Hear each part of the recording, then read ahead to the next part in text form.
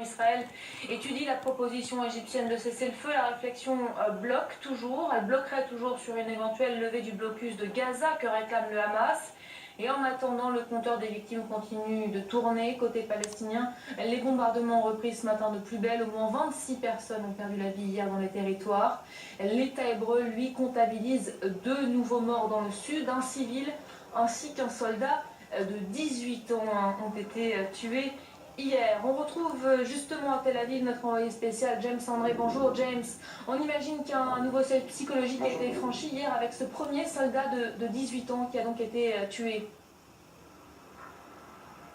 Écoutez, évidemment, un soldat tué ici en Israël, eh bien c'est un rappel à l'ordre quelque part. Hein. Ça rappelle aussi à la population qu'en cas d'offensive militaire au sol, eh bien, il y aurait forcément un certain nombre de victimes, enfin de tués au niveau de l'armée israélienne, de soldats perdus. Et c'est vrai qu'ici, les soldats, c'est quelque chose de très sensible, hein, puisque la plupart des Israéliens ont dans leur famille des jeunes qui sont soit en train de faire leur service militaire, ou bien des réservistes. Je rappelle qu'il y en a 75 000 qui ont été rappelés hein, pour une éventuelle opération au sol. Il faut quand même dire que si l'immense majorité de la société israélienne soutient l'opération pilier de défense de l'armée, eh bien, il n'y a que 30% des Israéliens qui sont en faveur d'une attaque au sol. Donc cette attaque au sol n'est pas forcément très populaire ici non plus.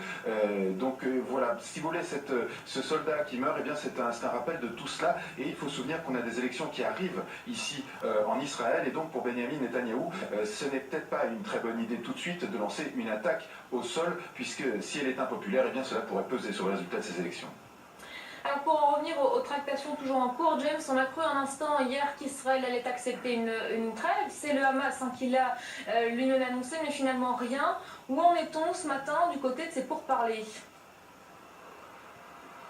Mais écoutez, c'est très difficile de dire d'où on en est exactement. Ce qu'on sait, c'est que pour l'instant, il n'y a pas eu d'annonce, mais les canaux de communication dans cette affaire sont extrêmement complexes, puisqu'il y a beaucoup d'acteurs qui ne se parlent pas entre eux. Par exemple, Israël ne parle pas au Hamas, les États-Unis ne parlent pas au Hamas non plus. Donc l'acteur clé, finalement, c'est l'Égypte. Aujourd'hui, les yeux vont vraiment être rivés sur le Caire pour voir si un accord peut être arraché. En tout cas, ce qu'il y a de sûr, c'est qu'hier, une proposition a été faite aux Israéliens, proposition manifestement refusée, comme vous l'avez dit, très certainement elle achoppe sur le problème de la levée du blocus qui pourrait être partielle, totale, mais s'il est évident qu'il va falloir trouver une solution, il va falloir proposer quelque chose, les Israéliens vont devoir proposer quelque chose au Hamas pour que tout ceci se termine. Il faut voir que dans la nuit, eh bien, seules 2 roquettes ont été tirées vers Israël.